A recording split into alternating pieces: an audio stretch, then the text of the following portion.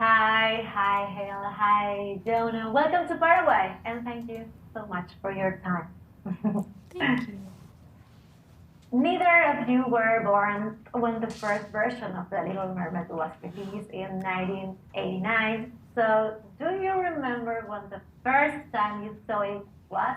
If you have, I think you have to. You know what? I think I don't remember the first time I saw it because it was such a massive part of my life growing up. It was always just part of my consciousness. It's a really strange thing. It's like a story and characters that felt to use the not to use the pun, but part of my world. It was just constant, which is a strange thing. But I think it speaks to how iconic and how important that film was and how huge and special that film was because. Yeah, I mean, it's just part of my life, and I guess it's part of so many people's lives as well. Can you remember the first time you saw it? I do. You actually do? Yeah, I Okay. remember because of my sisters, and Yeah. I wouldn't play the whole movie because I would get upset when bad stuff started happening. Yeah. So I would watch it and then turn it off. I would watch all the good parts and then turn it off, and then watch all the good parts and repeat. Yeah. For both of you, what was the first day of shooting like? Ooh.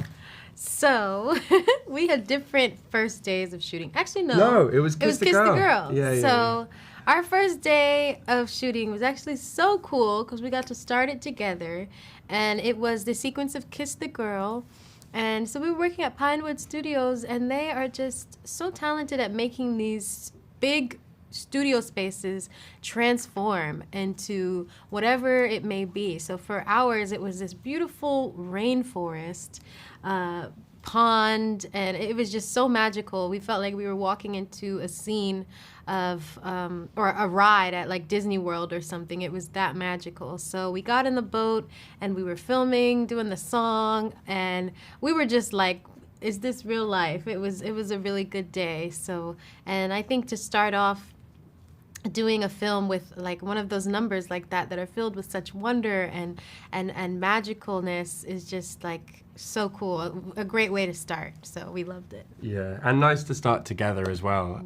It's obviously a really intimate scene, and it felt really nice. And it was funny as well because on the one hand we had this incredible rainforest that they had built, and it was just all the kind of and then they had the lake itself, or the lagoon, was actually, wasn't any water in it. It was just blue screen. Yeah. And so it was kind of like a marriage of the old school filmmaking, of like building those sets, but also with the new school of knowing that there was going to be loads of CGI, and that kind of set the tone for the whole film, bringing the old and the new together. Thank you very much. Thank you. Thank you. Sending love. Bye-bye.